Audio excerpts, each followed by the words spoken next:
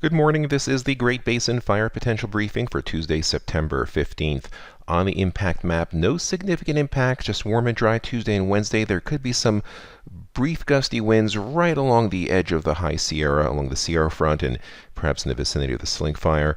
But it is Thursday when we have an approaching trough of low pressure coming in, widespread winds expected through the region, along with very low humidity levels, single digits to low teens, impacting many of our existing fires.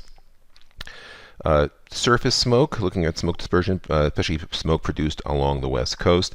You can see the highest concentrations this morning and then later this afternoon, still lingering across a good portion of Idaho, and a little bit lesser as you head further to the south and east. And it's the same story with the elevated smoke this morning, traversing northwards, and later this afternoon with increasing burning. You'll probably see increasing cover, especially across western Nevada and a good chunk of the higher terrain of Idaho. We had no significant lightning nor precipitation in the past 24 hours. Looking at Great Basin fire activity, fires were, initial attack was fairly light, but we have still existing large fires in this open circle in many areas of the Great Basin from west to east and north to south.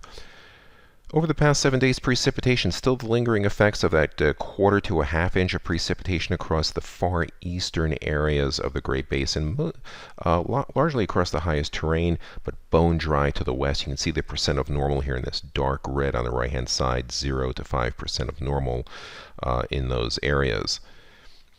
Looking at our ERCs, and still lingering moisture in far eastern areas of Utah, but even across Uintas and western Wyoming, ERCs have bounced up significantly in the recent 5 to 7 days of warm, dry conditions, and elsewhere near record levels where you see areas in the purple, so extremely dry, some of our driest ERCs so far this fire season.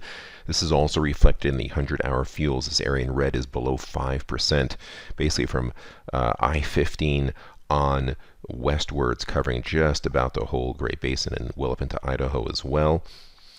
Satellite imagery just shows a high pressure ridge dominant in control. Skies would be typically clear if it weren't for the smoke. It is this low pressure area that we'll have to watch for increasing winds as we go into the middle part of the week, as this tight pressure gradient starts moving further inland. You can see the tropical system pushing into the Gulf Coast here.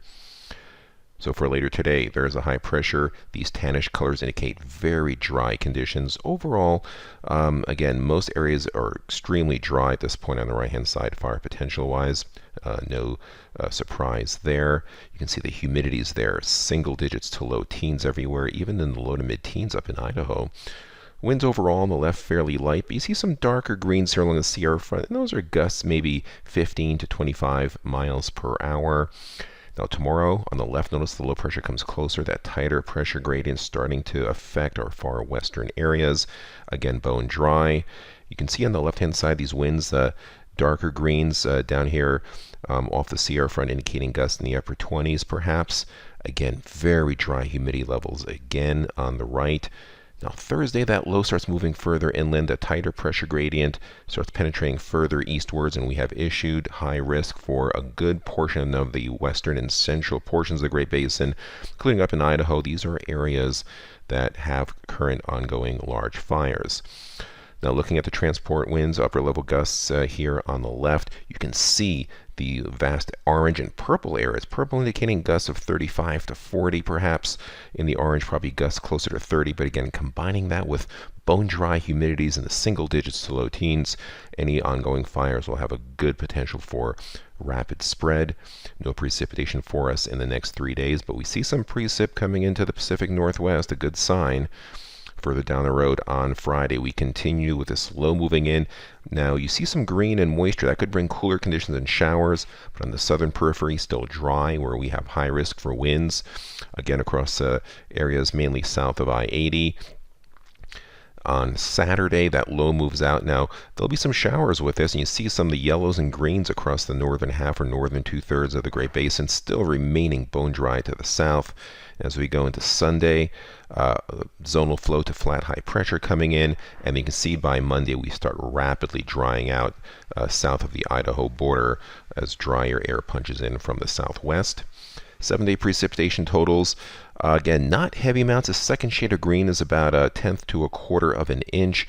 Otherwise, just a few hundredths of an inch, but it'll be cooler, higher humidity conditions that could take the edge off of our eastern and northern areas.